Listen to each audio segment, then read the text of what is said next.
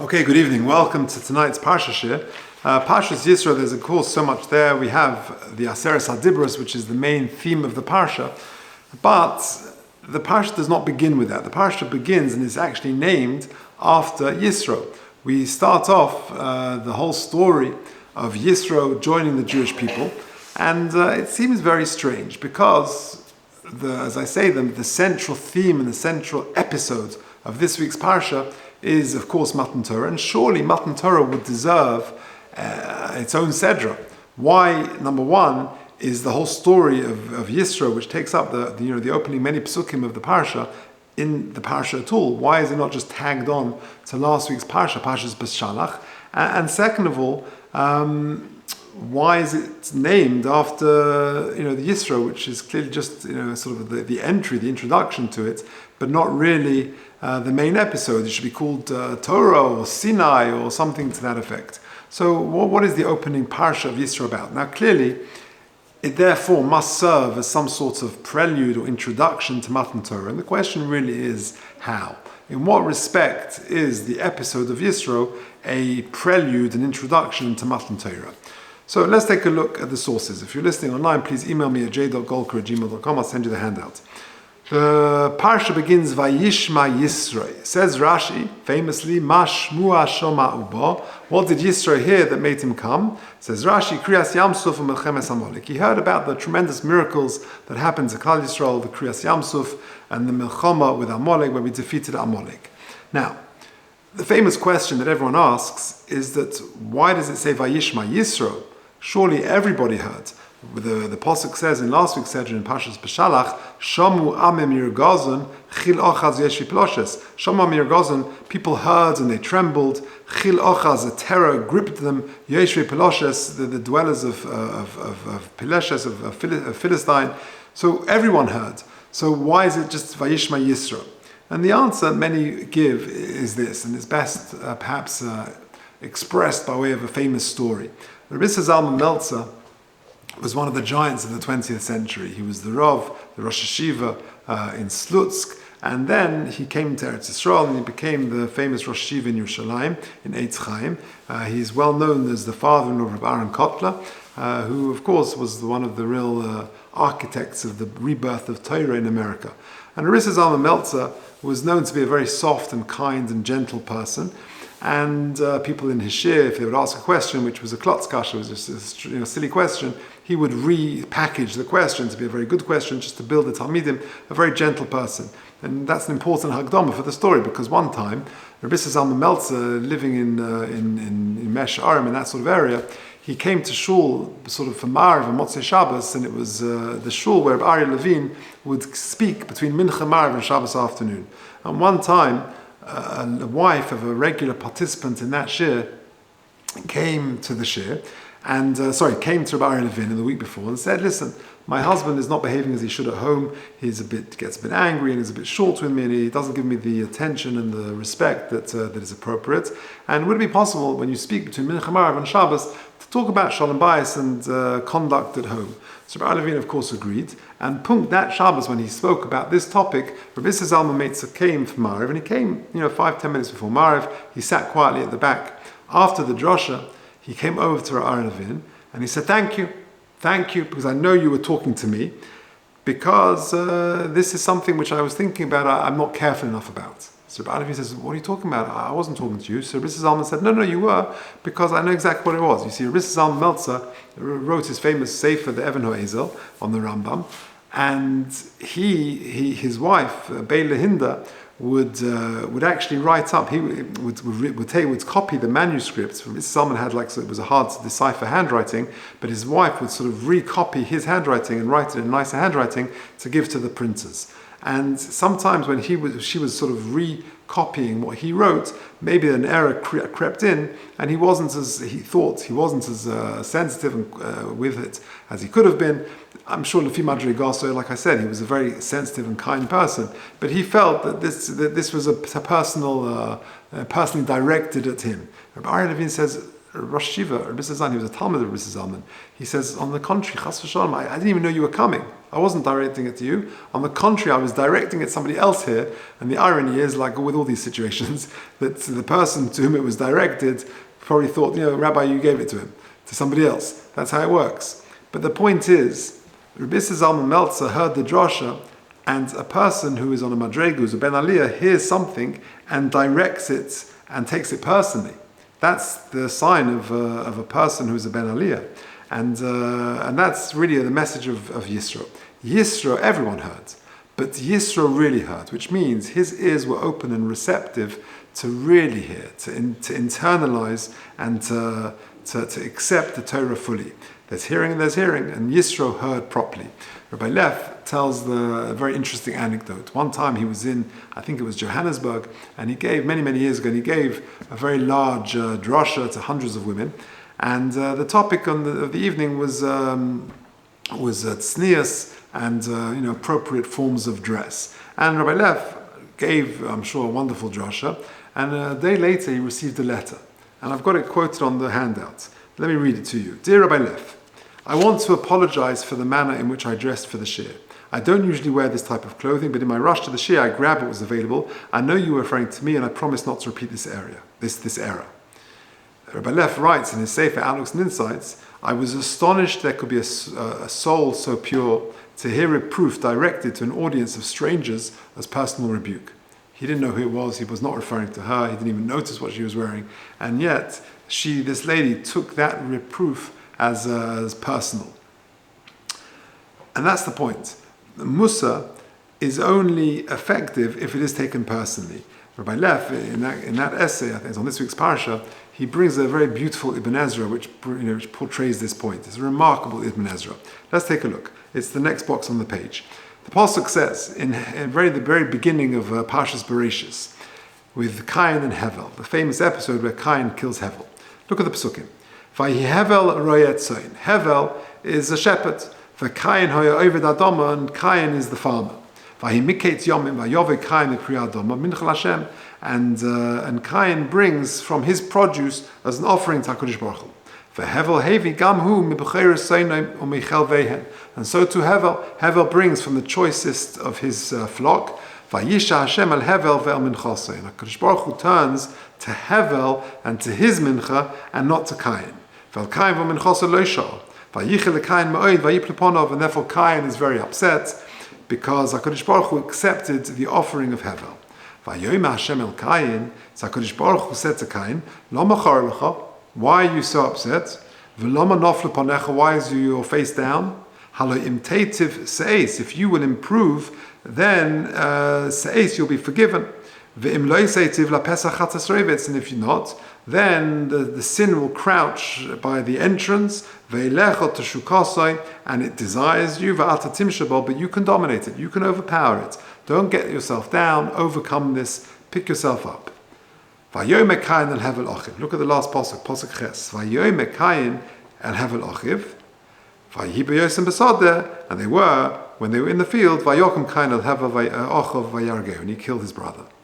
Now, what's fascinating, that in pasuk Ches, when it says Vayomer Cain el Hevel Achiv, it doesn't say what he said. It just says that Cain said to his brother Hevel, when they were in the field, Vayokem Cain al Hevel vayargeu. So what did he say to him? The Torah doesn't say. It says the Ibn Ezra, Vayomer Cain zeh hadova she'omer lo Hashem. In other words, you know what Cain did? He repeated what HaKadosh Baruch Hu had told him, the admonition, the reproof that HaKadosh Baruch Hu had given him. He just said it over to Hevel. In other words, you now read the pasuk. He didn't turn to Cain and his mincha, and Cain was very upset.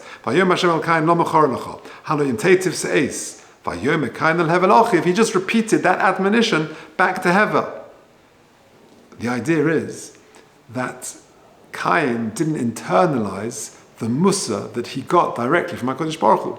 He sort of just delegated it on, he passed it on, he parried it on, and therefore he didn't internalize it, and sadly, he killed his brother. Remarkable. So how do we get there? How do we become a Vayishma Yisro? How do we, particularly teaching in schools and in yeshivas, and how do we get the kids to hear that they don't make this mistake of Cain, that he doesn't just sort of parry on what he hears, and he's like the person in the Rissa Zalman Meltzer, Ari Levine story, where the real criminal in the story just thought, he was talking to somebody else. How do we get people to be a Vayishma Yisro? So, of course, Musa and working on Midas, that's the obvious thing. But there is, I think, also an important aspect here as well. How do we get people to really listen? One aspect is to create curiosity, to pique people's interest. How so? Take a look at the Medrash at the top of the next page. The Medrash says, the Medrash in Bereshis in Parshas Toldos, an amazing Medrash. Yokum ish tzreiros hoya ben achosas Rabbi Yossi ben Yoezer. There was a gentleman, his name was Yokim ish tzreiros. He was the nephew of Rabbi Yossi ben Yoezer, ish tzreido. V'averochiv susya b'shabbato. And one time, this nephew was riding his horse on Shabbos. He was not religious, and he was riding his horse on Shabbos. Ozl komi shrisel emitztiblo. And he, in front of him, there was something passed. It was a cross upon which Jews were being crucified. Omelei chami susi de arkavi mori, v'chami susveich de arkavi morich. And the nephew, Yokum ish Sororo, said to his uncle, Rabbi Yossi ben Yoezer, look at my transport and look at your transport. A very cruel thing to say. Look at your transport, the cross that one day you'll be taken on to your death, and look at my transport, this fine horse. So Amalai, so his uncle, Rabbi Yossi ben Yoezer, said to his delinquent nephew, Im kach l'machisov, if that's what happens, the reward, if you like, this fancy horse, is given to those who anger HaKadosh Baruch Hu, you, kal v'choyme la'oser etzonei, think what lavish reward will be given to those who fulfill his will. Amalai, so the nephew said, Amalai, also Adam Ritzona Yosem Imcha, has anyone served your creator more than you, my uncle? Amalai, v'imkach la'oser etzonei kal v'choyme l'machisov. If that's what they do for those who serve Hashem, kal v'choyme, and that's the end, by putting put on the crucifix, then kal v'choyme for those who anger their creator, what's going to be with you? Says the Medrash, nichnas b'hadova ke'eres shel achno. Those words penetrated the nephew, this Yokum ish Sororo, like poison of a snake. Holach v'kiyim ba'atzma arba misas beis, and he did tshuva instantaneously, and he basically, on himself, he performed, somehow the Medrash talks about it, how he did it, skilas reifa harig v'chenek. He performed the dalat misas beis on himself as a form of penance of tshuva. Nisnamim Yossi ben Yoezer ish tzreido v'ro mitaso parcha ba'aveh. And when Yossi ben Yoezer, fell into a sleep, some point later, he saw the avir, the orain, the coffin of his nephew who had passed away, floating in the sky, and Omer b'shar kala kedmuni zeh Gan Eden. That in a moment, my nephew has sort of entered Gan Eden before I will get there. And that ends the Medrash. What is pshat in that Medrash? What did he hear that so challenged him that he did tshuva straight away, to the extent that he applied Dalad Misas Beis Din on himself? What exactly was it? So it's Reb Chaim Shmulevitz says the following: the way to make people really hear is to pique their curiosity. If you just convey and feed information to the person, then you're just feeding information. Sometimes it can be parried away. It's not internalized. But once you get the ears to open and the mind to open, then all of a sudden, once the heart is open, then you can say things which are going to penetrate. So he did that by creating and piquing his curiosity. He did it by saying clever kal v'chomes. He said, if that's the transport look at the transport that you're getting, and look at the transport that I'm getting. So Rabbi Yossi ben Yoezer said back to him, well, if that's the reward for those who anger him, kal v'choma for those who perform his will. Kal v'choma for me, what are my rewards going to be? He said, but no one's performed your Ratzon Hashem more than you. He engaged him in conversation. So he says, well, if that's the imkach la'oser etzonei kal v'choma l'machisov, if that's going to be the punishment given to those who follow Hashem, kal v'choma for you, what's going to be with you? So once he was engaged, he was sort of in mode receiving, then all of a sudden you can say something. So therefore, the point is that Vayishma Yisro can be done in different ways. How do you become that Rabbi Zalman Meltzer, that Yisro, who is receptive, who is open, who is listening properly, either through being a Ben Aliyah and being open and willing and being a Makabel, or by somebody else piquing their curiosity, making sure their hearts and their minds are open so that they can internalize the messages. And I think that concept of that idea of Vayishma Yisro, that being willing to listen and to learn and to be receptive to the message of Matan Torah as an introduction to Matan Torah, I think that could answer a famous question. One of the famous questions that is often aired around Shavuos time is known as the question of the Mogen Avraham. What's the question? The question in short is this. Klal Yisrael came out of Mitzrayim. We know that Shabbos HaGadol was on a Shabbos, of course, and it was on the 10th of Nisan. Yetzias Mitzrayim was on a Thursday. That means they started counting Sfira, if you like, the 50 days, Tisbru Chamishim Yom, on the Friday, the next day, the second day of Pesach. So Friday was the first day of the Omer. So, just counting forward many Fridays, day 1 was a Friday of the Omer, day 8, 15, 22, 29, 36, 43, day 50 was also a Friday. So if day 50 was a Friday, Tisbru Chamishim Yom, day 50 was the day of Matan Torah. But we know that Matan Torah was on the Shabbos, the next day. So when we celebrate Shavuos on the 50th day, the day after the last day of the Omer, which is what we do today, we're celebrating the Friday, not the Shabbos. The Matan Torah was on the Shabbos. We've got the wrong day. That's the famous Kasha of the Mogen Avraham. If you look at the next box, Koshali, Heichanu Omrim B'Shavuos Yom Matan Torah Seinu Hainu L'Kaim Lan Rabbi Yosi Dom B'Zayin Sivan Nitna Torah. And we know that the Torah was given on the 7th of Sivan, which was a Shabbos. Or Mashekosha the Torah Nitna B'Yom Nalef L'Sfira. It was on day 51. So why are we celebrating the wrong day, day 50? That's the famous Kasha of the Mogen Avraham. And there are lots of answers to that question. Right, Bernstein Zichron V'Roch used to speak about it, and his answer was, aside from the Mogen Avraham answers and lots of other answers, he would say that the message is that you compare the day before Matan Torah, which is the day we celebrate, and the day after, which is Matan Torah, and you're comparing the contrast. Compare a day without Torah to a day with Torah. How empty, how meaningless our lives would be, lacking purpose and focus if we didn't have Torah. Torah gives us that focus, and therefore we dafka celebrate the day we do to contrast a day with Torah and a day without Torah. That's Rabbi Bernstein. Perhaps you can answer differently based on what we've said this evening.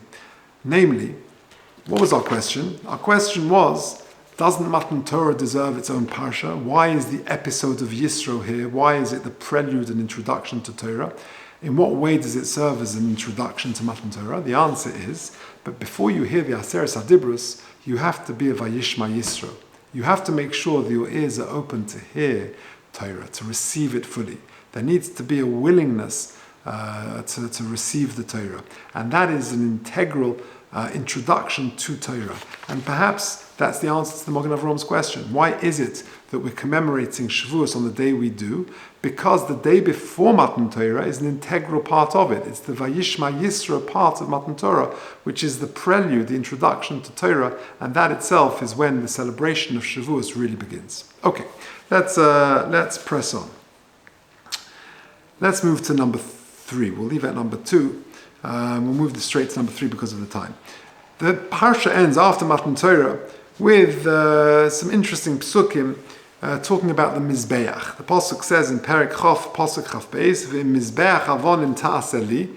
If you make a Mizbeach, an altar of stones, lo sivne es hen gozis. Don't make it out of stones that have been hewn and cut. Kicha b'cho hinafta oleha, because you've wielded your sword on it. Vatchaleh, you've desecrated it. So you can't make a Mizbeach out of avonim which have been cut by your sword. Now, that's the pasuk towards the very end of this week's parsha. The Mayona Shel Torah quotes a very beautiful idea. The Mayona Shel Torah is a well-known sefer, Rabbi Alexander Zisha Friedman, very beloved sefer, and he says a very short and very beautiful idea, a very interesting idea. This is his sort of his explanation of this pasuk. Im nigzar al odom miYisrael. He's quoting the Sifsei Kohen, sorry. Im nigzar al odom miYisrael lomos al kiddush Hashem. If Rahman al-Islam, a person, there's a gezeira on him that is going to die al kiddush Hashem. He himself is going to become a mizbeach l'shem Hashem. Lo sivne eshen gozis. He shouldn't build gozis. What does that mean? Al yischavein b'shas kiddush Hashem. At the very critical moment when he's being mekadosh Shem Shemayim, he should not think lisnois to be arrogant or lishader begilu gvurosoi, how remarkable his achievement is, of heyosoisoi lekadosh, and he's going to be thought of as a holy person. Ki im mizbeach poshet betachlis lelei kol kishutim. Because rather he should be a mizbeach without adornment. He should be a pure carbon. Pam sipru. What does that mean? Once upon a time they told the Chidush Harim al Odom Yisro shehumas bepumbi al Kiddush Hashem, that a certain Jew, Nebuch, was killed al Kiddush Hashem in public, in a very big sort of spectacle. Nenach anocha amuka. And the Chidush Harim, when he heard this, he groans. V'oma berega shel Kiddush Hashem. At the moment when a person can sanctify his life, yochel odom liknos olam haba, he can acquire the world to come. Bram, oluhu gam la'abedis olamai. But if it's not done properly, he can lose his olam haba. In b'shas ma'isa yachshev shel achrov achri yamusu yemuhulul betur kodesh. If he thinks at the time that they'll think of me as a great kodesh, as a holy person, that sort of takes away, that sullies the purity of that Kiddush Hashem. It's a very lofty madrega, and of course the thought that connects to this is the famous anecdote with Rabbi Chanan Wasserman. Rabbi Chanan Wasserman was a Kaddish, and Nebuchadnezzar was killed on the 11th of Tammuz in 1941. And let me read you just the last paragraph I've got here, where he famously came to America in 1937, 38, and what he achieved in those nearly a year, he was in America. He was in London as well, and he inspired many people who went on to great and good things in America.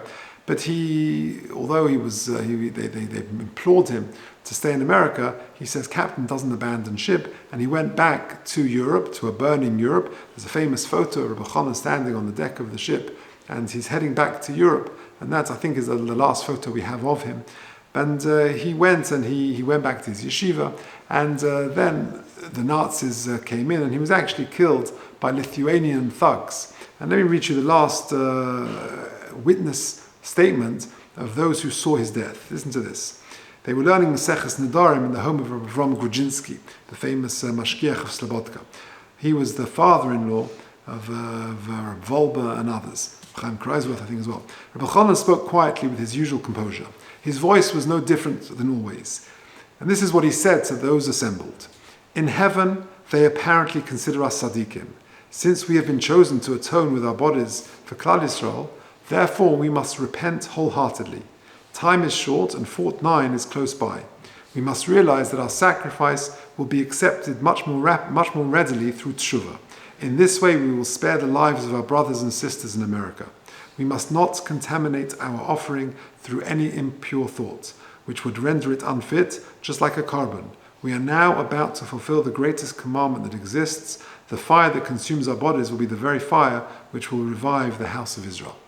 So you see the pure thoughts and motives that Rabbi Chanan was thinking at the time of his Kiddush Hashem, and that's really what the Sifsei Kohen is understanding in this pasuk. That in Mizbeach Avonim Tasaliv, that a person, Rachmana litzlan, is making himself into a Kiddush Hashem. Don't adorn it with grandeur, but do it l'shem Shemayim with purity, and then it will be a pure Mizbeach l'Kadosh Baruch Hu.